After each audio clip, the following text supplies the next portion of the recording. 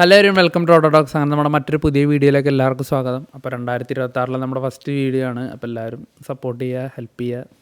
അപ്പോൾ എന്തായാലും നമുക്ക് വീഡിയോയിലേക്ക് പോകാം. എന്തായാലും നമ്മുടെ ഇന്ത്യ ന്യൂസിലാൻഡ് സീരീസിനുള്ള സീരീസിനുള്ള സ്ക്വാഡ് പ്രഖ്യാപിച്ചിട്ടുണ്ട്. അപ്പോൾ നമ്മൾ 2 ദിവസം മുന്നെയാണ് വന്നത്. അപ്പോൾ നമ്മൾ സ്ക്വാഡ് കണ്ടു. അപ്പോൾ സ്ക്വാഡ് വന്നപ്പോഴാണ് കുറേ പ്രശ്നങ്ങൾ സ്ക്വാഡിലായിട്ട് തോന്നിയത്. നമുക്കറിയാം, T20 വേൾഡ് കപ്പിലുള്ള സ്ക്വാഡ് പ്രഖ്യാപിച്ചപ്പോൾ അതിൽ ശുഭ്മാൻ ഗില്ലില്ല, പകരം ഇഷൻ കിഷൻ വന്നു. എല്ലാവർക്കും വളരെ സംതൃപ്തിയുള്ളൊരു സ്ക്വാഡ് തന്നെ T20 വേൾഡ് കപ്പ്. അതൊരിക്കലും BCCI സ്വന്തം ഇഷ്ടപ്രകാരം അല്ലെങ്കിൽ സെലക്ടേഴ്സൊക്കെ ഇത് എല്ലാവരും ഇങ്ങനെ പെർഫോം ചെയ്യുന്നുണ്ട്, അപ്പോൾ നമ്മൾ ഇവരെയൊക്കെ കിട്ടണം അങ്ങനത്തെ മൈൻഡിലിട്ടൊന്നുമല്ല. അഗാർക്ക് ഒഴിച്ചുള്ള ബാക്കി സെലക്ടേഴ്സായിട്ടുള്ള RP സിംഗ് അല്ലെങ്കിൽ പ്രാഗ്യാനോജയൊക്കെ അവർ ഡൊമസ്റ്റിക് മത്സരങ്ങൾ ഡയറക്റ്റായിട്ട് പോയി കണ്ട് അവിടുന്ന് അവർ സെലക്ട് ചെയ്ത് അവരുടെ ഒരു ഇൻസിസ്റ്റ് പ്രകാരമാണ് ഇവരൊക്കെ സ്ക്വാഡിലോട്ട് ഇട്ടത്. പിന്നെ ശക്തമായിട്ടുള്ള മീഡിയ പ്രഷർ, ബാക്കി ആൾക്കാർ പ്രതിഷേധം, കാര്യങ്ങൾ, അതുകൊണ്ട് തന്നെയാണ് അവർക്ക് അങ്ങനത്തെ തീരുമാനത്തിലോട്ട് എത്തേണ്ടി വന്നത്.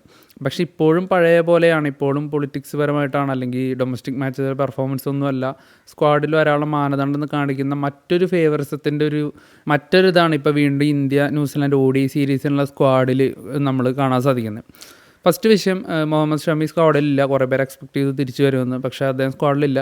അപ്പോൾ എന്തായാലും വളരെ വിഷമത്തോടു കൂടി തന്നെ പറയാൻ സാധിക്കുകയാണ്, ഷമീനെ ഇനി ഇന്ത്യൻ ജേഴ്സിയിൽ കാണാനുള്ള ചാൻസസ് വളരെ കുറവാണ്. അദ്ദേഹം ഇന്ത്യൻ വൈറ്റ് ബോൾ ടീമിലേക്ക് വരാനുള്ള ചാൻസസ് കുറവാണ്. ഇപ്പോൾ ODIയിലായാലും അദ്ദേഹത്തിൻ്റെ ഒരു പീക്ക് പെർഫോമൻസ് 2023 നമ്മുടെ വേൾഡ് കപ്പിലും അതുപോലെ തന്നെ ചാമ്പ്യൻസ് ട്രോഫിയിലൊക്കെ തന്നിട്ട് അതിനുശേഷം മുട്ടനാണ് അദ്ദേഹത്തിന് പരിക്ക് വന്നത്. അതിനുശേഷം ആ പരിക്കുന്ന് റിക്കവറായി അദ്ദേഹം ഡൊമസ്റ്റിക് മാച്ചസ് കളിക്കുന്നുണ്ടെങ്കിൽ പോലും നാഷണൽ ടീമിൽ കളിക്കാനുള്ളൊരു ഫിറ്റ്നസ് അദ്ദേഹത്തിന് ആയിട്ടില്ല എന്നുള്ളതിന് പല അശ്വിൻ ഉൾപ്പെടെയുള്ള ആളുകളൊക്കെ അതിനെപ്പറ്റി പറയേണ്ടായി. എന്തായാലും ഷമീനെ ഇനിയിപ്പോൾ നമുക്ക് ഇന്ത്യൻ ജേഴ്സിയിൽ കാണാൻ സാധിക്കില്ല എന്ന് തോന്നുന്നു. ഇനിയിപ്പോൾ വിദൂര സാധ്യത മാത്രമാണ് അതിനുള്ളത്. അപ്പോൾ എന്തായാലും ഷമി ടീമിലില്ല.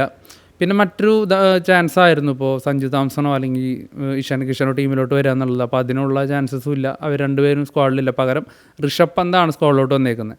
നമുക്കറിയാം, T20 വേൾഡ് കപ്പ് പോലത്തെ ഒരു കോമ്പറ്റീഷൻ, ഒരു ടൂർണമെൻറ്റിന് പോകുമ്പോൾ പോലും പല ടീമുകളും ഒറ്റ വിക്കറ്റ് കീപ്പറെ കൊണ്ടുപോകാറുള്ളൂ. ഇന്ത്യ എന്നിട്ട് 2 വിക്കറ്റ് കീപ്പർമാർ, അതും ഒരു ബാക്കപ്പ് വിക്കറ്റ് കീപ്പറെ ഒരു 3 മത്സരമുള്ളൊരു സീരീസിന് ടീമിലോട്ട് ഇടുന്നു. അദ്ദേഹം ഋഷഭ് പന്ത് ഡൊമസ്റ്റിക് മത്സരം കളിച്ചുകൊണ്ടിരിക്കുകയാണ്. അദ്ദേഹത്തിന് അത് കണ്ടിന്യൂ ചെയ്യണതിന് പകരം വെറുതെ ഒരു പ്ലെയറെ അവിടെ കൊണ്ടുപോയിട്ട് ഇരുത്തേണ്ട ആവശ്യമില്ല. ശ്രേയസ് അയ്യരുടെ പൊസിഷനാണത്. ശ്രേയസ് അയ്യർ അവിടെ 90% ഫിറ്റാണെന്ന് പറയപ്പെടുന്നെങ്കിൽ പോലും അദ്ദേഹം കളിക്കാനുള്ള സാധ്യത ഇല്ലാത്തൊരു പക്ഷം മാത്രമായിരിക്കും ഋഷഭ് പന്ത് കളിക്കാൻ ചാൻസ്. അതും ഒരു വിദൂര സാധ്യത മാത്രമാണ്.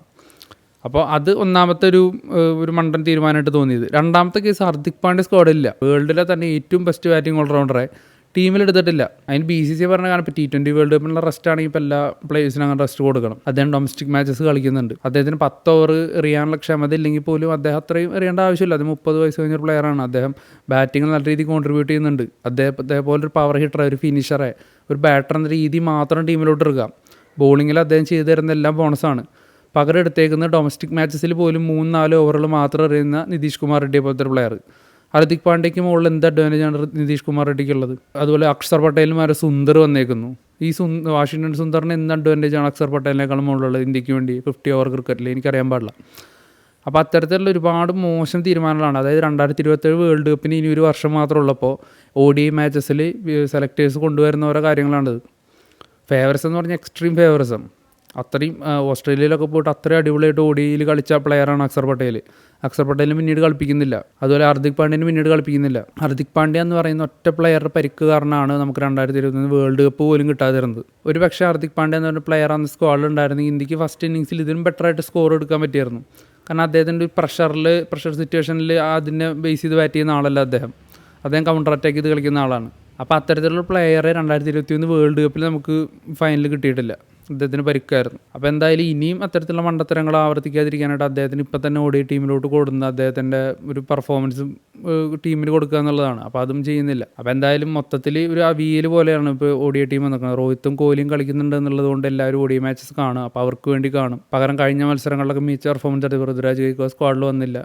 ശ്രേയസ് അയ്യർ വന്നുകൊണ്ട് അദ്ദേഹത്തിന് വരില്ല. പകരം ഋഷഭ് പന്ത് തിരിച്ച് ടീമിലോട്ട് വന്നു 2ാം വിക്കറ്റ് കീപ്പറായിട്ട്.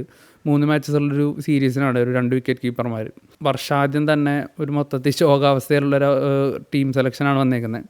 അതിന് പുറമെ IPL മുസ്തഫിസർ റഹ്മാനെ പുറത്താക്കിയ ഒരു കാര്യം, അന്താരാഷ്ട്ര പൊളിറ്റിക്കൽ ഇഷ്യൂസൊക്കെ കാരണം IPL ബംഗ്ലാദേശ് പ്ലെയറായ മുസ്തഫിസർ റഹ്മാനെ റിലീസ് ചെയ്തേക്കാണ് KKR. അദ്ദേഹം ഈ സീസൺ കളിക്കുന്നുണ്ടാവില്ല. ഒരുപാട് പ്രശ്നങ്ങളാണ്. ഇപ്പോൾ T20 വേൾഡ് കപ്പിനായിട്ട് ബംഗ്ലാദേശ് ഇന്ത്യയിലോട്ട് വരില്ല എന്ന് അവരുടെ ബംഗ്ലാദേശ് ക്രിക്കറ്റ് ബോർഡ് പറയുകയുണ്ടായി. അതുപോലെ തന്നെ IPL ലോഗോ മുസ്തഫിർ മുർത്താസയുടെ ബാറ്റിംഗ്, അദ്ദേഹത്തിൻ്റെ ആ ഒരു സ്റ്റില്ലിൽ നിന്നാണ് IPL ലോഗോ ഡിസൈൻ ചെയ്തേക്കുന്നത്. അപ്പോൾ ആ ലോഗോ മാറ്റണം എന്നൊക്കെ രീതിയിൽ ഭയങ്കര പ്രതിഷേധമാണ്. അപ്പം വർഷത്തുടക്കം തന്നെ ഒരുപാട് മോശം കാര്യങ്ങളാണ് ക്രിക്കറ്റിൽ സംഭവിച്ചുകൊണ്ടിരിക്കുന്നത്. അപ്പോൾ എന്തായാലും പൊളിറ്റിക്സും ക്രിക്കറ്റും കൂടി മിക്സ് ആക്കുന്നതിൽ എനിക്ക് പേഴ്സണലി അങ്ങനെ വലിയ താല്പര്യമില്ല. അപ്പോൾ എന്തായാലും നിങ്ങൾ നിങ്ങളുടെ അഭിപ്രായങ്ങൾ അതിനൊക്കെ പറയുക. നമ്മുടെ സ്ക്വാഡ് സെലക്ഷനെ പറ്റിയിട്ടും അതുപോലെ ബാക്കി കാര്യങ്ങളെ പറ്റിയിട്ടൊക്കെ നിങ്ങളുടെ അഭിപ്രായങ്ങൾ കാര്യങ്ങൾ കമൻറ്റ് ചെയ്യുക, നമ്മൾ നോക്കുന്നതായിരിക്കും. എന്തായാലും നമ്മൾ ബാക്കി വീഡിയോസിന് മാച്ചസിന് വീഡിയോസൊക്കെ നമ്മൾ ഇടുന്നതായിരിക്കും. അപ്പോൾ എന്തായാലും താങ്ക്സ്.